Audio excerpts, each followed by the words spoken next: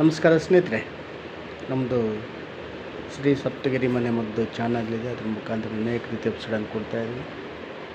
ಸ್ನೇಹಿತರೆ, ಪ್ರಕೃತಿಯಲ್ಲಿ ಸಿಕ್ಕುವಂಥ ಅನೇಕ ವಸ್ತುಗಳಿಂದ ನಮ್ಮ ದೇಹದಲ್ಲಿ ಯಾವುದೇ ಅಂಗಗಳಾಗಲಿ ಪಾರ್ಟ್ಗಳಾಗಲಿ ಅದನ್ನು ನಾವು ಕಾಪಾಡ್ಬೋದು. ಅದನ್ನು ಬಿಟ್ಟು ನಾವು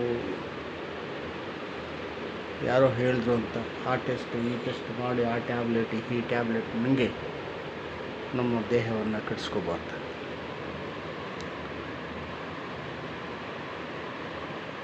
ಈ ಸಾಬೂನುಗಳು, ಈ ಶ್ಯಾಂಪುಗಳು, ಇದರಿಂದ ನಮಗೇನಾಗ್ತಾಯಿದೆ, ಅತಿ ಹೆಚ್ಚಾಗಿ ಬಳಸೋದ್ರಿಂದ ತಲೆ ಕೂದಲು ಉದುರ್ತಾರೆ. ತಲೆ ಕೂದಲು ಉದುರಿ ಕೊನೆಗೆ ಬೋಳು ತಲೆ ಆಗ್ತದೆ.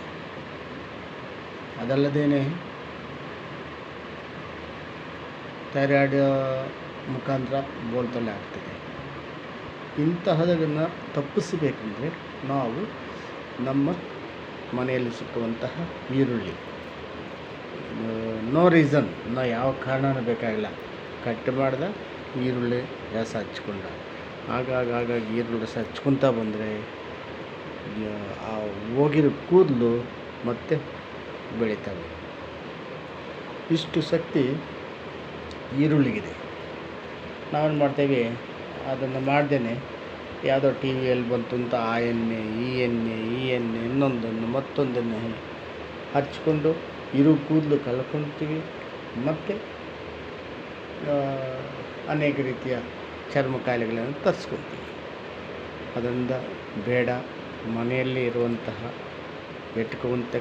ಸಿಕ್ಕುವಂತಹ ಈರುಳ್ಳಿಯನ್ನು ಕಟ್ ಮಾಡೋದು, ಸಣ್ಣ ಸ್ಲೇವ್ಸ್ ಆಗಿ ಅದನ್ನು ಉಜ್ಜೋದು. ಈ ಥರ ಉಜ್ಕೊತ ಬಂದರೆ ಸ್ನೇಹಿತರೆ, ಖಂಡಿತವಾಗಲೂ ಕೂದಲು ಮತ್ತೆ ಬೆಳೀತವೆ.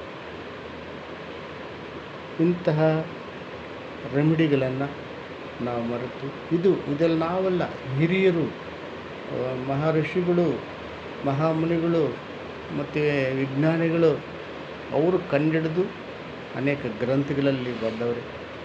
ಆ ಗ್ರಂಥಗಳನ್ನು ನೋಡಿ ಓದಿ ನಾವು ನಿಮಗೆ ತಿಳಿಸ್ತಾಯಿದ್ದೀವಿ. ಅವರು ಋಷಿಗಳು, ಆ ಋಷಿಗಳು ಮಾಡಿರೋ ಕೆಲಸ ನಾವು ಎಲ್ರಿಗೂ ತಿಳಿಸ್ತಾಯಿದ್ದೀವಿ. ಪ್ರತಿಯೊಬ್ಬರೂ ಅಷ್ಟೇ ಇದನ್ನು ನೋಡಿ ಲೈಕ್ ಮಾಡಿ, ಶೇರ್ ಮಾಡಿ, ಸಬ್ಸ್ಕ್ರೈಬ್ ಮಾಡಿ.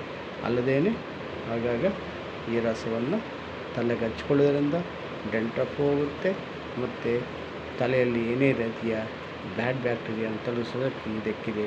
ಪ್ರತಿಯೊಬ್ಬರು ಯೂಸ್ ಮಾಡಿ, ಲೈಕ್ ಮಾಡಿ, ಶೇರ್ ಮಾಡಿ, ಸಬ್ಸ್ಕ್ರೈಬ್ ಮಾಡಿ. ಎಲ್ರಿಗೂ ನಮಸ್ಕಾರ ಸ್ನೇಹಿತರೆ.